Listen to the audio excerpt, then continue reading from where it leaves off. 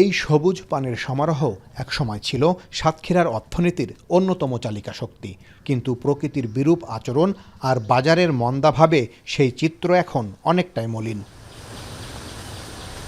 তবে সাম্প্রতিক টানা বৃষ্টিতে ক্ষতিগ্রস্ত হয় তালা উপজেলার বিভিন্ন এলাকার পান বরজ। বাজারেও অর্ধেকে নেমেছে দর। এতে পুঁজি হারানোর শঙ্কায় দিশেহারা চাষিরা। বৃষ্টির কারণে অনেক ক্ষতিগ্রস্ত হয়ে যেতে হয়। অধিক বৃষ্টি হলে ডুবে যায়, সব নষ্ট হয়ে যায় ফসল, আবার পচা লাগে। আবার দেখা যায় বৃষ্টির কম হলে ফসল কম হয়ে যায়, তখন আবার অনেক ফলন কম হয়ে যায়। পান চাষের অবস্থা খুবই খারাপ।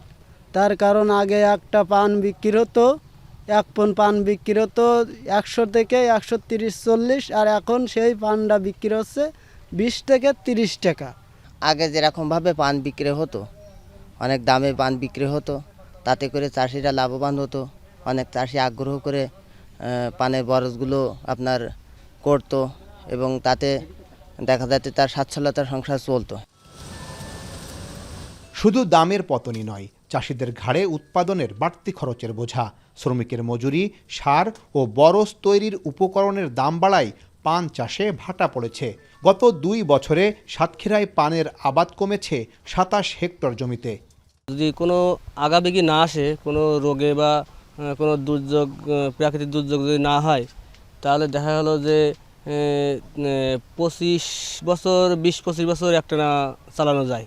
কৃষি কর্মকর্তা কিংবা কোনো সরকারি অনুদানের যে এরা কোনো আর্থিক সহযোগিতা পায় না। বারবার মনে করেন যে কোনোভাবে সহযোগিতা নিতে গেলে এনাদের বারবারই ফিরে আসা লাগে।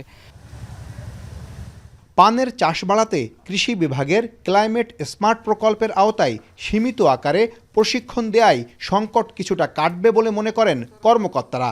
কৃষি বিভাগ সবসময় তাদের পান যাতে নিরাপদ পান উৎপাদন করতে পারে এবং তারা যাতে বেশি দাম পায়, এই বিষয়ে আমাদের পরামর্শ দেওয়া হয়। এবং আমাদের একটা প্রকল্প ক্লাইমেট স্মার্ট প্রযুক্তির মাধ্যমে খুলনা কৃষি অঞ্চলের জলবায়ু পরিবর্তন অভিযোজন প্রকল্পের আওতায় এই পান বরজ ব্যবস্থাপনা বিষয়ে তাদেরকে প্রশিক্ষণ এবং তাদেরকে কিছু সহযোগিতা করা হয় যাতে তারা নিরাপদ পান উৎপাদন করতে পারে। পান চাষ বাড়াতে সরকারি সহায়তার পাশাপাশি দরকার আধুনিক প্রযুক্তির প্রশিক্ষণ।